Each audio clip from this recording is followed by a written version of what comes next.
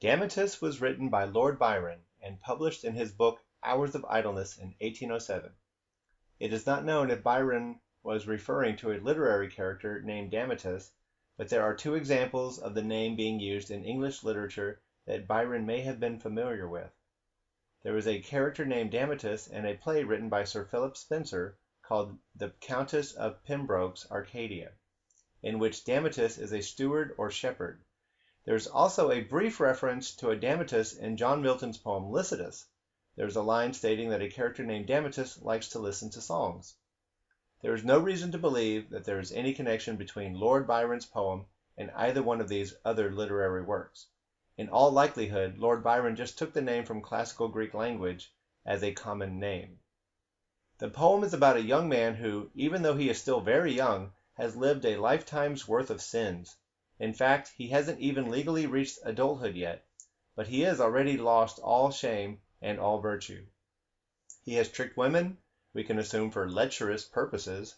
He has taken advantage of every friend who has ever trusted him. Damaetas, it says, is old in the world of experiences, even though he is just recently out of school. The poem is easy enough to understand until the end of the first octet.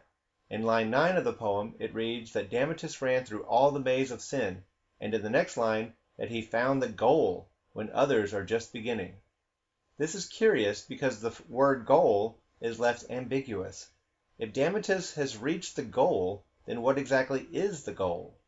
Is the goal the wisdom that results from sinful experiences? The line infers that with adulthood begins a journey towards the same goal. Line 11 states that even still conflicting passions shake Damaetas' soul. He continues to give in to the temptations of sin as he drinks the dregs of pleasure's bowl. He has reached his goal, but he is still moved to commit more sin. This is contradictory with line 13 of the poem, in which he has grown feeble or pale, but has finally broken his chain.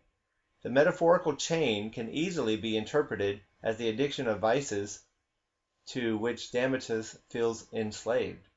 Has experience taught Damaetas that vice is wrong and he will change and live a life free from sin? The answer to this question requires more consideration. Contradictions make this poem difficult to understand.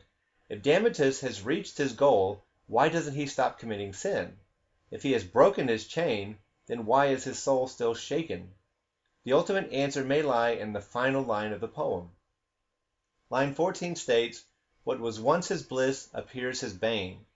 The meaning seems obvious. The vices Damaetas once succumbed to used to make him happy, but now they are harmful. The implication is that Damaetas will in the future refrain from vice, but this interpretation is short-sighted. The more contemporary definition of the word bane is something that is harmful, distressing, or annoying, something that is repellent. Byron may be saying that Damaetas now has no choice but to avoid sin because the next time he sins it could kill him. People who are so excessive in their vices could have to stop or suffer death. For example, people who drink too much alcohol sometimes destroy their liver, and if they take another drink they could die. Or people who smoke and develop diseased lungs. If they smoke one more cigarette it could kill them. But I don't believe that this ending is the one intended by Byron.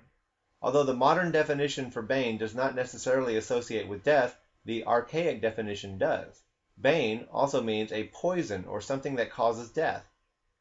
The broken chain Byron uses could be that Damaetas has found freedom from vice through his own death. Many scholars believe that Damaetas is an autobiographical poem because Lord Byron is famous for living an excessive lifestyle of sin. He was a womanizer. Actually, he was extremely sexually active both with men and women. Byron became sexually active at age 9 with his nanny. He became entitled at age 10, affording him considerable wealth for an adolescent. He lived an extravagant lifestyle and drank to excess. He really lived a life of hedonistic debauchery, much like Damaetas. The comparison only falls short in that Byron lives to the ripe old age of 36, while Damaetas dies much younger. Byron wrote Damaetas before the age of 20. It is possible that Byron is fully aware of the risks of a life of vice, and is either giving himself a warning or predicting an early grave. Interestingly enough, Byron did not die from the results of vice. Rather, he died after he contracted malaria while fighting in the Greek War. This has been an analysis of Lord Byron's Damaetas. Thank you.